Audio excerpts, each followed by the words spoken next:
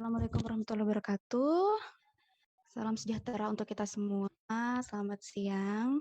Shalom. Terima kasih saya ucapkan pertama-tama kepada para pembicara yang sudah hadir di acara kita pada siang ya. Kalau di sini, kalau di sana juga mungkin siang ya. Jadi acara kita pada siang hari ini namanya Genting. Tuh, apa tuh gentingnya? Genting itu generasi keren tanpa stunting. Jadi yang mau kita bahas di sini adalah kaitan antara stunting dengan nilai-nilai aneka kita sebagai ASN. Oke, sebelum itu saya mau memperkenalkan diri saya dan para pembicara ini. Perkenalkan, nama saya Mbak Nunika Resti Aulia. Saya di sini sebagai host yang akan memandu acara dari awal sampai dengan akhir acara nanti. Nah, pembicara pertama kita yakni Ibu Devita. Oke, baik. Terima kasih atas kesempatannya. Kali ini saya akan berbicara mengenai akuntabilitas, di mana akuntabilitas itu, seperti yang sudah saya pelajari sebelumnya, akuntabilitas itu adalah tanggung jawab atas segala kinerja yang kita lakukan untuk mencapai tujuan dari instansi atau program-program yang sudah disusun dari instansi tersebut. Jadi di sini akuntabilitas itu bukan hanya berbicara mengenai tanggung jawab pribadi ataupun tim dalam subbidang misalnya, tapi juga ini menyangkut tanggung jawab untuk menuju target dan menyukseskan program-program dari instansi yang sudah dirancang sebelum diimplementasikan. Di sini saya izin share screen ya, teman-teman.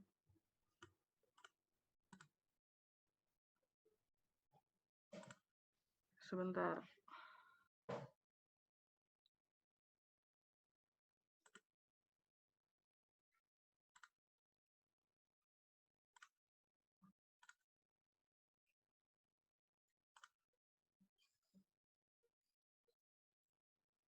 Di sini akuntabilitas merujuk pada kewajiban setiap individu, kelompok, atau institusi untuk memenuhi tanggung jawab yang menjadi amanahnya, yaitu menjamin terwujudnya nilai-nilai publik, diantaranya adalah sebagai berikut. Mampu mengambil pilihan yang tepat dan benar ketika terjadi konflik kepentingan antara kepentingan publik dengan kepentingan sektor, kelompok, dan pribadi. Selanjutnya, memiliki pemahaman dan kesadaran untuk menghindari dan mencegah keterlibatan PNS atau ASN dalam politik praktis. Selanjutnya, memperlakukan warga secara sama dan adil dalam penyelenggaraan pemerintahan dan pelayanan publik.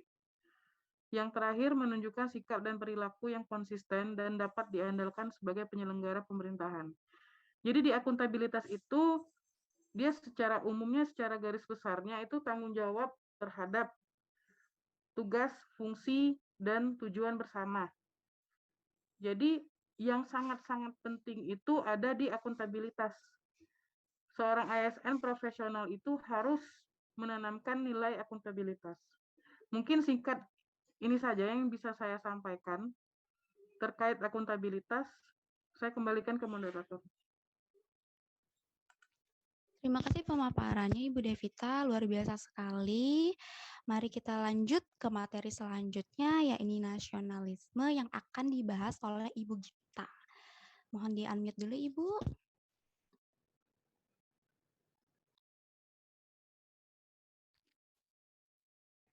Halo, selamat siang semuanya. Terima kasih sebelumnya. Pada kesempatan kali ini, saya di sini ingin menilai mana sih isu stunting itu dilihat dari itu merupakan pemahaman mengenai nilai-nilai kebangsaan ya. Dilihat kondisi saat ini Indonesia itu sedang banyak mengalami masalah, terutama masalah kesehatan yaitu tentang stunting. Stunting sendiri di sini itu merupakan masalah kurang gizi yang kronis sehingga menyebabkan kurangnya asupan gizi dalam waktu lama dan berdampak pada gangguan pertumbuhan yakni tinggi badan anak itu kerdil dan terhambatnya perkembangan otak anak. Dari permasalahan tersebut, nilai nasionalisme apa sih yang dilakukan BKKBN itu? Seperti BKKBN itu telah ditunjuk langsung oleh Presiden untuk menjadi ketua percepatan penanganan penurunan stunting. Dengan demikian itu BKKBN melakukan upaya untuk mewujudkan amanah tersebut. Apa langkahnya? Seperti membuat program yang salah satunya yaitu program 1000 HPK.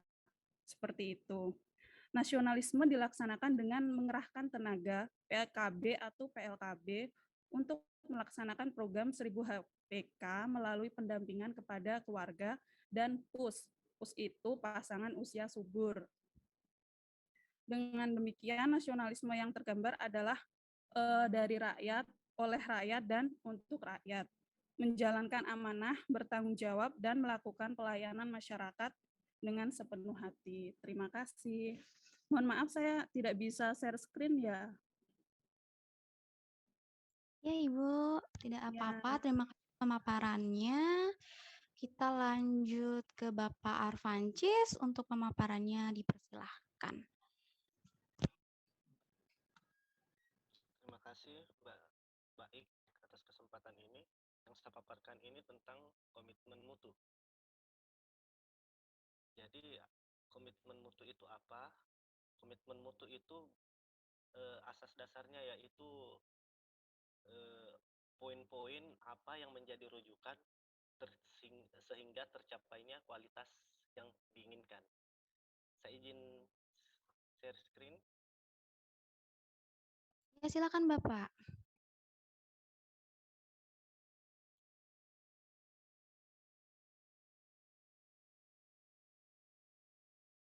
Bagaimana?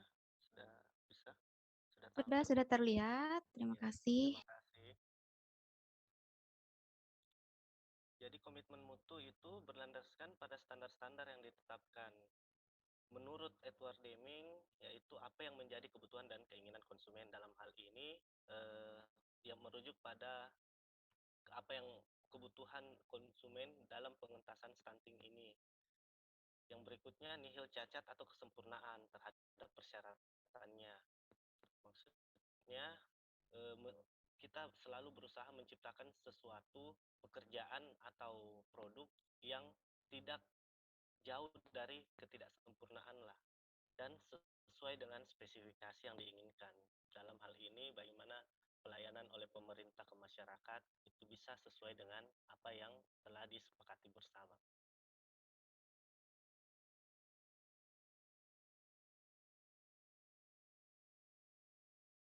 Dalam menjalankan mutu suatu BKKBN ini, adapun prioritas-prioritas yang menjadi sasaran untuk menjamin mutu pelayanan di lapangan, yaitu antara lain kepada ibu hamil atau sampai anak usia 0 sampai 2 tahun atau kita kenal dengan 1000 hari pertama kehidupan. Terus intervensi prioritas, intervensi gizi spesifik dan intervensi gizi sensitif. Apakah itu intervensi gizi spesifik?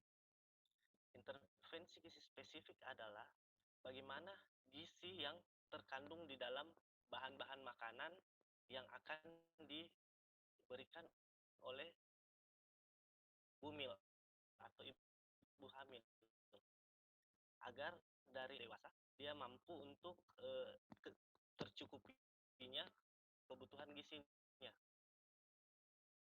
Yang dimaksud dengan intervensi gizi sensitif adalah bagaimana mengakses gizi-gizi tersebut, antara lain seperti ini berorientasinya pada tempat akses gizi tersebut, seperti sumber dayanya, yaitu air yang bersih, sanitasi yang baik, seperti itu.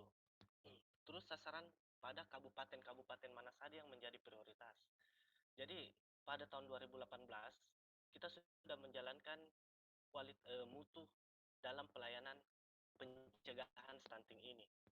Stunting ini tidak bisa disembuhkan tetapi bisa dicegah. Tahun 2018 itu sudah dilaksanakan lebih dulu pada 1000 kabupaten atau kota yang prioritas. Tidak bisa dilaksanakan seluruhnya tetapi bertahap waktu itu. Terus dilanjutkan ke 2019, 1600 desa atau 160 kabupaten sebagai kota prioritas.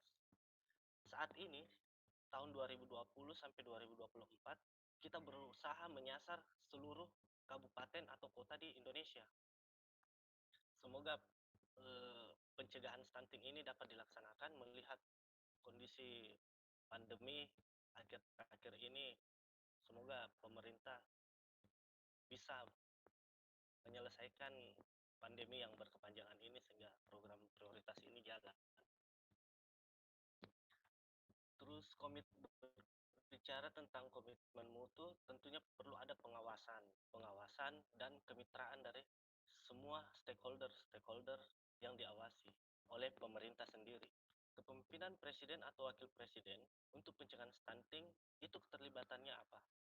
Mereka memastikan bahwa visi arahan dan dukungan presiden tersosialisasi dengan baik dan dapat diterjemahkan ke dalam kebijakan dan distribusi sumber daya yang tepat, sasaran, dan memadai di semua tingkatan. Terus turun ke tingkat daerah.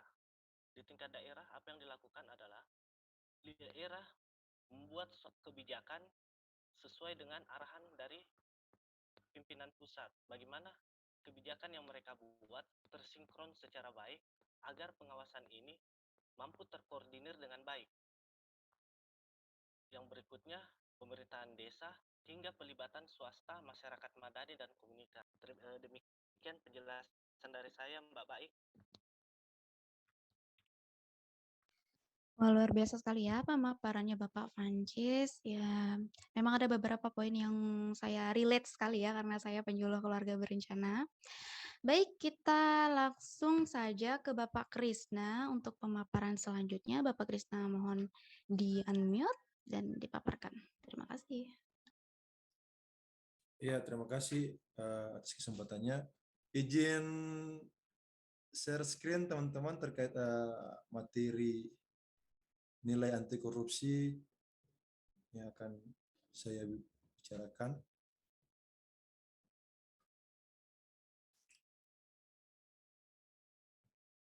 Ya, teman-teman, bagaimana penerapan salah satu nilai aneka, yaitu nilai anti korupsi dalam prediksi BKKBN 7 juta bayi berpotensi stunting pada 2024. Nah, sebenarnya tadi sudah disampaikan berbagai macam ulasan terkait dengan nilai-nilai aneka. Kenapa nilai anti korupsi ini dalam urutannya menjadi dalam urutan singkatan aneka menjadi urutan yang terakhir. Meskipun nilai ini menjadi yang terakhir, tapi dia sebagai pelengkap dan menjadi sangat penting ketika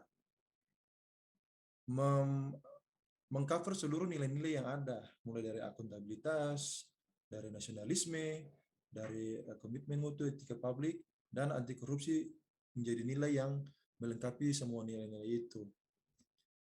Lalu secara umum, teman-teman, bahwa nilai inti dari anti korupsi itu sendiri yaitu bagaimana seseorang bisa menerapkan sifat jujur, kemudian bertanggung jawab dan disiplin terhadap waktu yang diberikan, tanggung jawab yang diberikan terhadap kegiatan-kegiatan atau tanggung jawab yang telah diemban. Nah, ketika nilai ini sudah menjadi suatu kewajiban yang harus dijalani setiap orang dalam hal memaknai nilai-nilai dari anti korupsi. Dengan kita memiliki nilai tersebut, jujur, tanggung jawab, dan disiplin, maka akan selaras dengan etos kerja kita dalam hal kita bekerja keras dan juga bisa mewujudkan ciri kepribadian kita yang baik terkait dengan nilai anti korupsi itu sendiri. Nah, apa kaitannya dengan artikel kita? Jadi memang seperti yang sudah kita bahas secara bersama tadi, kesadaran anti korupsi bagi setiap aparatur sipil negara itu akan memberikan kesuksesan program. ketika semua orang yang bertanggung jawab, yang terlibat aktif dalam program atau target penurunan stunting di tahun 2024, ketika semuanya memiliki kesadaran akan anti korupsi, pasti program itu akan sukses, teman-teman. Akan sukses dalam penanganan. Apalagi kan teman-teman kita ketahui bahwa BKKBN dihadapkan dengan 7,2 juta ancaman stunting dari 20 juta kelahiran bayi pada nantinya di 2024. Kesadaran anti korupsi yang pastinya itu harus dimulai dari diri kita masing-masing. Kalau tidak memulai dari diri kita, mau siapa lagi yang akan memulainya? Kesadaran kita, kemudian kita mengajak semua orang mengkampanyekan apa itu kesadaran anti korupsi, lalu sama-sama juga bertanggung jawab. Jangan cuma kita mengkampanyekan, tapi juga kita turut membantu meningkatkan kesadaran dalam hal memperbaiki moral. Dimulai dari diri kita, teman-teman kita, rekan-rekan kerja kita di dalam negara ini, teman-teman. Bukan saja orang-orang yang kemudian diberikan peran untuk nantinya terlibat dalam kegiatan penurunan stunting, tapi semua kita yang memiliki kesadaran juga harus turut aktif, terlibat, saling mengingatkan dengan satu dengan yang lain gitu istilahnya. Kan ada itu yang namanya angka stunting yang memang masih relatif tinggi. Bahkan dasarnya teman-teman di 2019 itu kan memang angkanya itu di 27,6% dan diperkirakan mengalami kenaikan. Ini tantangan juga teman-teman. Jadi memang dalam menghadapi jalan program nantinya juga ada hambatan-hambatan yang akan kita temui. Salah satunya itu tantangan pandemi. Tantangan pandemi ini juga menuntut kita untuk bagaimana menyelesaikan masalah-masalah mendasar sebelum kita masuk ke masalah-masalah yang lain. Salah satu hal masalah mendasar yaitu, teman-teman, bagaimana kesadaran kita dalam bersikap untuk anti korupsi, teman-teman. Dan yang terakhir, dari hal tersebut, ya dapat disimpulkan bahwa PNS dalam menjalankan target penurunan stunting, yang khususnya yang diberikan tanggung jawab itu, harus terhindar dari perilaku anti korupsi. Yang pastinya juga penting untuk kita bersikap netral dan tidak menginginkan keuntungan dari setiap kegiatan yang berhubungan, serta yang paling penting tidak korupsi dalam bekerja, tidak korupsi waktu dalam bekerja. Itu paling penting, teman-teman. Nah, memang selain ada aturan atau norma hukum yang mengatur kita tentang anti korupsi, salah satunya di Undang-Undang Nomor 31 Tahun 99, tapi juga mendasari semuanya hal itu bagaimana sifat dari diri kita yang tadi sudah saya jelaskan. Ketika kita sadar akan anti korupsi tersebut, lalu kita mengajak orang lain, mengkampanyekan, lalu kita membantu juga orang lain, maka yakin dan percaya ketika semua orang, semua stakeholder bahu-membahu menjalankan tugas tanggung jawab ini secara bersama, pasti sesuatu program yang akan kita capai atau kita inginkan tuh pasti akan sukses. Nah, saya kira itu pemaparan saya. Nantinya mungkin kita akan berkembang dalam diskusi lebih lanjut. Saya kembalikan ke host. Baik, terima kasih Bapak Krisna, pemaparan yang luar biasa juga. Nah, kita mulai masuk ke pemaparan terakhir, ya ini tentang etika publik yang akan dipaparkan oleh saya sendiri. Baik, kita mulai saja. Jadi, saya yakin dan percaya bahwa setiap pekerjaan itu punya standar normanya masing-masing. Begitu pula dengan ASN. Kalau kedokteran punya kode etik kedokteran, kita juga ASN punya yang namanya kode etik ASN. Nah, apa sih yang dimaksud dengan etika publik ini? Etika publik ini merupakan refleksi tentang standar norma yang menentukan baik buruk, benar, salah perilaku seseorang untuk mengarahkan kebijakan publik dalam rangka menjalankan tanggung jawab pelayanan publik.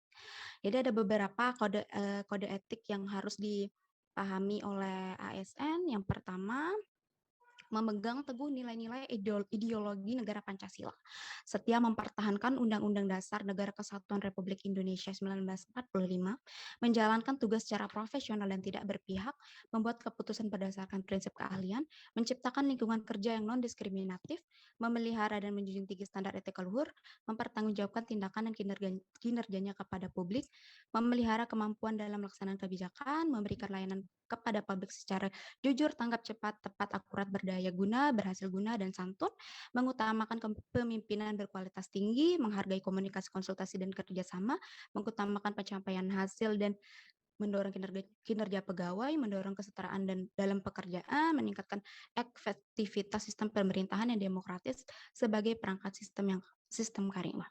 Banyak ya. Dan apa sih kaitannya etika publik ini dengan angka stunting? Jadi angka stunting di Indonesia itu masih terbilang cukup tinggi, seperti pemaparan Bapak Krisna tadi bahwa pada tahun 2020 diperkirakan akan naik sebesar 2020 diperkirakan akan naik dari 27,6% menjadi lebih dari itu. Nah, mengutip dari berita yang sudah kita baca bersama-sama, telah dipaparkan bahwa Dr. Hasto mengatakan setiap tahun itu tidak boleh ada stunting baru sebanyak 680.000. Selain itu juga Dr. Hasto menyebutkan target yang sudah dimandatkan oleh Presiden kita, yakni Presiden Joko Widodo, yakni 14%. Maka BKKBN setiap tahunnya itu harus menaikkan percepatan penurunan stunting sebesar 2,7% per tahun. Begitu. Kalau dilihat dari sini sudah jelas ya, ada nilai-nilai dasar etika publik yang dipegang oleh BKKBN. Ya, ini membuat keputusan berdasarkan prinsip keahlian.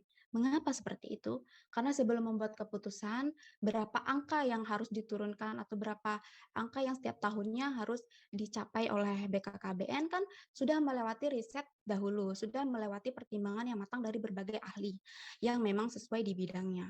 Kemudian ada tadi sudah saya paparkan beberapa etika publik. Nah, salah satunya itu adalah mempertanggungjawabkan tindakan dan kinerjanya kepada publik. Ini dibuktikan dengan BKKBN ini membuat 8 aksi integrasi, yakni yang pertama itu bisa diturunkan.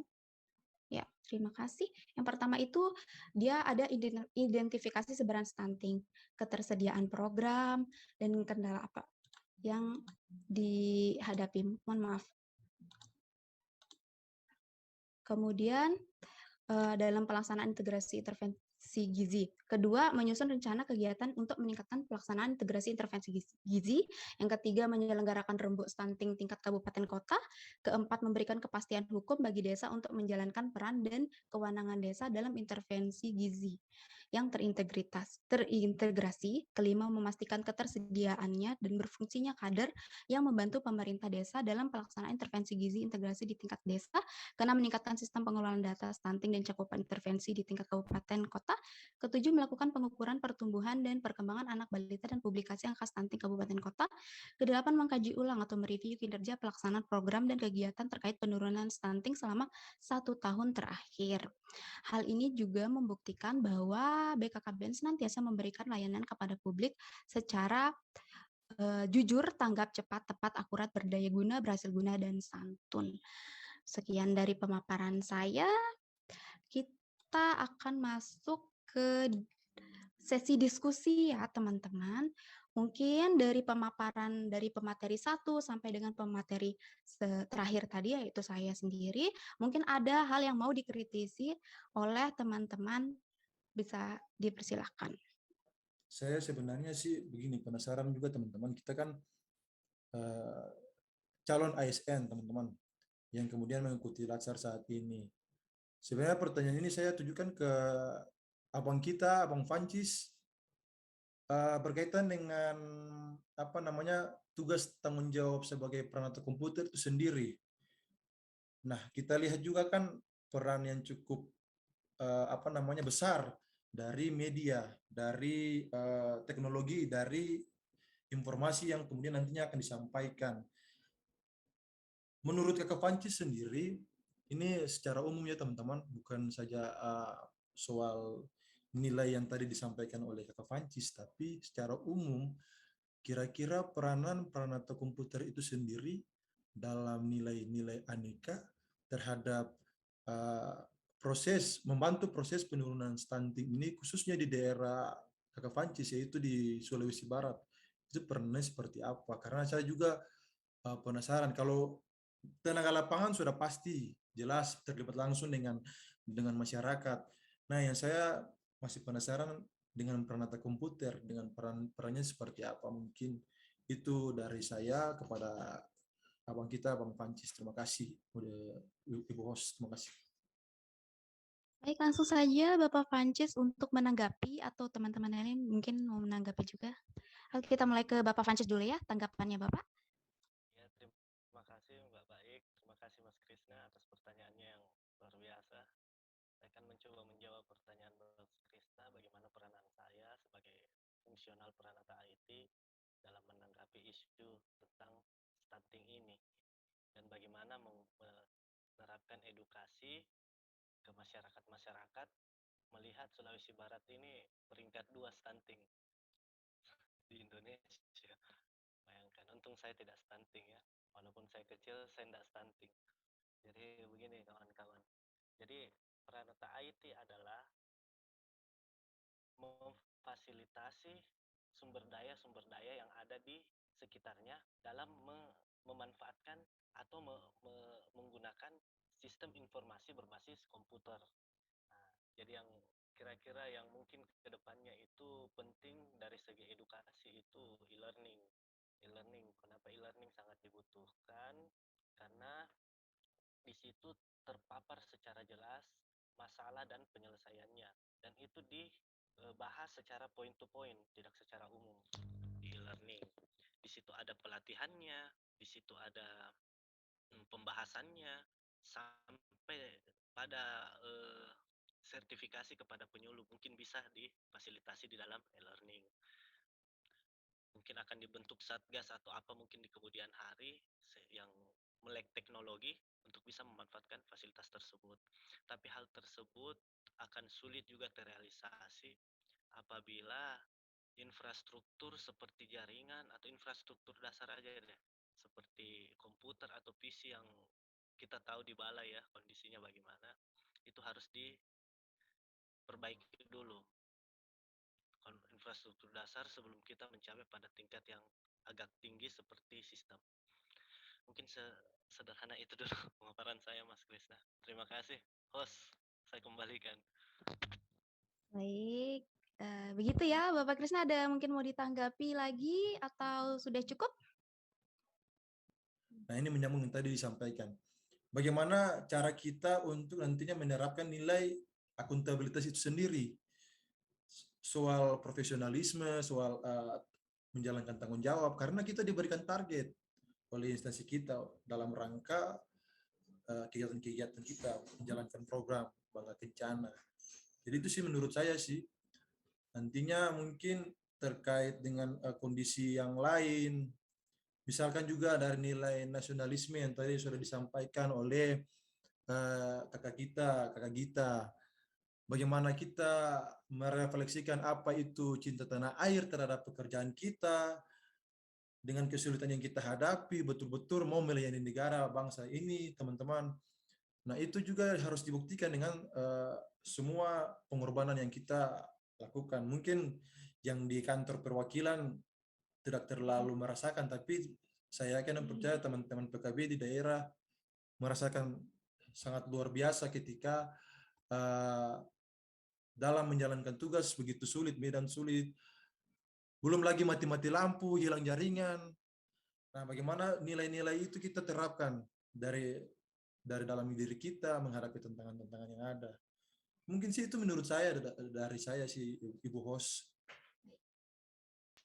Ya, mau saya tanggapi sedikit ya, berhubung saya PKB juga, jadi memang ada tantangan-tantangan di lapangan yang luar biasa sekali, mulai dari apalagi Maluku, tempat saya sekarang mengabdi ini, daerahnya kepulauan ya teman-teman, daerah binaan saya itu harus menyeberang ke sana kemari, itu nggak ada yang satu daratan, semua harus menyeberang, dan kita nggak bisa langsung menyeberang ke daerah binaan. Jadi harus tunggu dulu nih, ada kapal enggak, terus ada cuacanya lagi bagus enggak, seperti itu. Terus belum lagi masalah pembangunan yang belum merata seperti jaringan internet, apalagi kami PKB itu kan ada yang namanya e-visum, itu untuk merecord kegiatan kami pada setiap kegiatan yang kami lakukan. Itu kalau nggak ada jaringan, susahnya minta ampun. Ya, tapi mau bagaimanapun juga yang namanya ASN itu harus memegang teguh 5 nilai tadi ya, nasionalisme, kita harus tidak boleh mengeluh dengan keadaan karena Indonesia ya seperti ini begitu kan. Oke, mungkin ada yang mau menanggapi lagi? Izin menambahkan, Mari Ibu kita mari. jadi benar sih kata teman-teman ya, apalagi untuk jabatan PKB ini, saya sendiri pun, saya calon arsiparis, tapi saya terbilang sering untuk ditugaskan di lapangan seiring menyosialisasikan untuk program-program dari Bina Keluarga Balita dan Lansia. Jadi kendala-kendala yang teman-teman rasakan juga saya pernah juga ngerasain di daerah-daerah itu yang namanya susah sinyal dan lain sebagainya. Tapi ya balik lagi karena kita adanya nilai-nilai aneka yang secara tidak langsung itu sebenarnya ada sedikit kita terapkan gitu loh. Karena ketika kita hilang sinyal, pasti kita langsung mikir gimana nih caranya tetap untuk bisa melaksanakan tugas kita, tapi dengan kendala-kendala yang ada di belakang kita gitu loh. Jadi kita dituntut untuk berinovasi, untuk memikirkan solusi. Itu sebenarnya secara tidak langsung itu adalah nilai-nilai dari aneka. Jadi dengan adanya pembelajaran yang kita lakukan di Latsar ini, ya mudah-mudahan kita bisa lebih paham lagi, lebih bisa implementasi lagi terkait nilai-nilai aneka ini sih. Itu aja dari saya. Oke, mungkin sudah cukup ya karena sudah lengkap sekali pemaparan dari Mbak Devita. Mungkin di Maluku dan di NTT juga sama, mungkin seperti itu juga. Oke, teman-teman, karena berhubung waktu, sebelum kita tutup acara ini, kita mau mendengar dulu kesimpulan dari diskusi kita pada siang hari ini. Dimohon kepada Mbak Gita selaku notulen untuk memaparkan hasil diskusi. Terima kasih.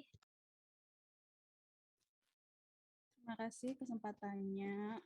Dari diskusi kali ini dapat kita tarik garis besarnya, yaitu yang pertama, dengan akuntabilitas, BKKBN itu bertanggung jawab penuh pada program yang telah dibuat untuk ketercapaian penurunan pencegahan stunting. Dan dengan semangat nasionalisme, BKKBN itu memberikan program yang berorientasi pada masyarakat untuk terwujudnya masyarakat Indonesia yang adil dan makmur, lahiriah dan batiniah, serta memiliki karakter etika publik yang baik dengan membuat keputusan dan tindakan untuk mengarahkan kebijakan publik tentang penurunan pencegahan stunting dalam rangka menjalankan tanggung jawab sebagai pelayan publik. Sinergi komitmen mutu yang telah dilakukan oleh BKKBN adalah pengambilan kebijakan dengan target dan sasaran pencapaian perubahan perilaku dan pengelolaan pengetahuan, serta pendampingan keluarga yang beresiko stunting.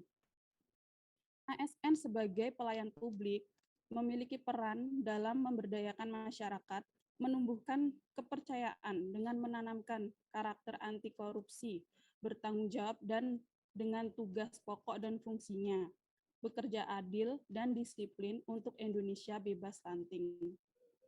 Dengan diberikannya amanah oleh Bapak Presiden kepada BKKBN sendiri sebagai Ketua Pelaksana Percepatan Penurunan Stunting, maka BKKBN memberikan kewajiban seorang ASN yang ada di instansi untuk memiliki dan mengamalkan nilai-nilai aneka sebagai upaya mewujudkan ASN yang profesional. Untuk kebermaknaan dari diskusi kita kali ini yaitu menumbuhkan calon ASN yang profesional harus dapat melihat dari sudut pandang yang luas, mau dan terbuka pada inovasi baru, selalu belajar dengan pengalaman yang telah didapatkan, memiliki sikap yang membangun untuk meningkatkan kinerja yang baik, dan melakukan pelayanan publik yang profesional dengan dilandasi menanamkan nilai karakteritas, dasar akuntabilitas, nasionalisme, etika publik, komitmen mutu, dan anti korupsi. Menjalankan peran dengan tugas pokok dan fungsinya pada lingkungan BKKBN untuk mensukseskan penurunan pencegahan angka stunting. Terima kasih. Baik, terima kasih kesimpulannya Mbak Gita. Mungkin kita cukupkan saja diskusi kita pada siang sore ini. Saya ucapkan terima kasih pada para pembicara dan pemateri. Wassalamualaikum warahmatullahi wabarakatuh. Selamat sore.